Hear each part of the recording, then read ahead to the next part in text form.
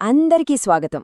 ఈరోజు మనం హిమాలయాల ఒడిలో ఉన్న ఒక అద్భుతమైన ప్రదేశం కేదార్నాథ్ ఆలయం వెనుక ఉన్న కథలు, రహస్యాల గురించి మాట్లాడుకోబోతున్నాం. అసలు ఆలోచిస్తే ఆశ్చర్యంగా ఉంటుంది కదా. సముద్ర మట్టానికి దాదాపు 12,000 అడుగుల ఎత్తులో, ఒకటి కాదు రెండు కాదు, ఏకంగా 1200 ఏళ్ల నాటి గుడి ఇన్ని శతాబ్దాలుగా ఎన్నెన్నో ప్రకృతి ప్రకోపాలను తట్టుకొని ఎలా నిలబడగలిగింది? ఈ అద్భుతం వెనుక ఉన్న మిస్టరీ ఏంటో తెలుసుకుందాం. సరే, కేదార్నాథ్ కథను పూర్తిగా అర్థం చేసుకోవాలంటే మనం కొన్ని వేల ఏళ్లు వెనక్కి వెళ్ళాలి, మహాభారత కాలానికి. ఈ కథ పాండవులతో మొదలవుతుంది.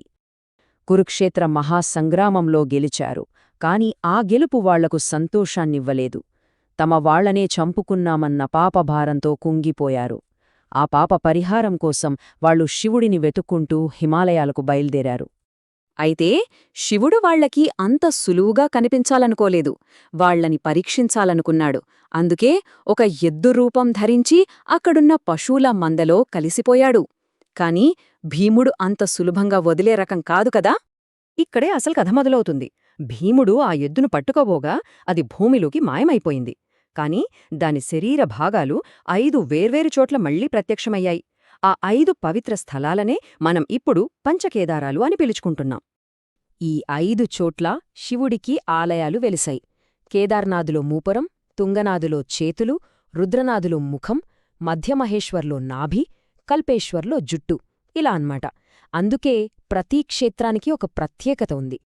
సరే, ఈ పురాణగాథలు మనకు ఒక నమ్మకాన్నిస్తాయి. కాని కేవలం దైవశక్తి మాత్రమేనా కేదార్నాథ్ను ఇన్నేళ్లుగా నిలబెట్టింది? లేక మన పూర్వీకుల ఇంజనీరింగ్ తెలివికూడా ఉందా? దాని నిర్మాణ రహస్యాలేంటో ఇప్పుడు చూద్దాం.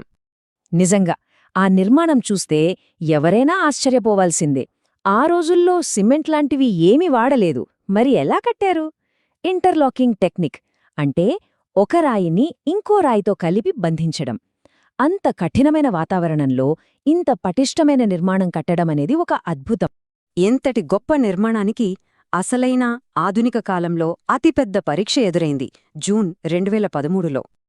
ఆ వరద ఎంత భయంకరంగా ఉందంటే కళ్ల ముందే కేదార్లోయ మొత్తం తుడిచిపెట్టుకుపోయింది. ఊరూరే లేదు. హోటళ్ళు, దుకాణాలు అన్నీ ఆ ప్రళయంలో కొట్టుకుపోయాయి. అంతా నాశనమైపోయిన ఆ ప్రదేశంలో కేవలం ఒక్కటే నిలబడింది. అదే కేదార్నాథాలయం. చుట్టూ ఏమీ మిగల్లేదు, కాని గుడి మాత్రం చెక్కుచెదరలేదు. మరి ఆలయం ఎలా కాపాడబడింది? దీని వెనక ఒక అద్భుతమైన కథ ఉంది. అదే భీమ్శిల. వరదలో కొట్టుకొచ్చిన ఒక పెద్ద బండరాయి సరిగ్గా గుడి వెనకాల ఆగిపోయింది. అంతే, ఆ వరద ప్రవాహాన్ని రెండుగా చీల్చేసి గుడికి ఏమీ కాకుండా పక్కనుంచి పంపించేసింది. భక్తులు దీన్ని దేవుడి లీలగానే చూస్తారు. ఈ అద్భుతాలు, ఈ రహస్యాలే ప్రతి సంవత్సరం లక్షల మందిని ఒక కఠినమైన విశ్వాసయాత్రకు పురిగొల్పుతున్నాయి. ఆ యాత్ర ఎంత కష్టమో ఊహించింది. ముందుగా ఎత్తు. సముద్రమట్టానికి దాదాపు 11,755 అడుగుల పైన ఉంటుంది. ఊపిరి తీసుకోవడమే కష్టమక్కడ. అంతేనా? కాదు. ఏడాదిలో 6 నెలలు మాత్రమే గుడి తెరిచి ఉంటుంది. మిగతా టైంలో అంతా మంచుతో కప్పుకుపోతుంది. ఇవన్నీ దాటుకుని గుడికి చేరుకోవాలంటే ఫైనల్గా ఒక 16 కిలోమీటర్ల కొండదారిలో నడవాలి.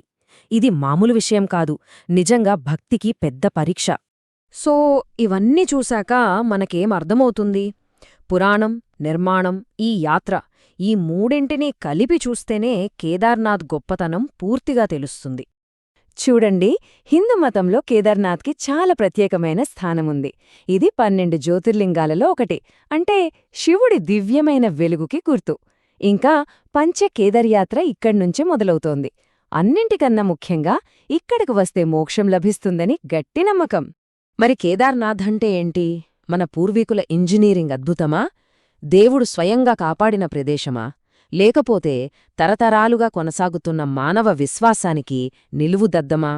బహుశా సమాధానం ఇవి 3 కలిస్తేనే వస్తుందేమో. కేదార్నాథ్ అనేది కేవలం ఒక రాయి, కట్టడం కాదు.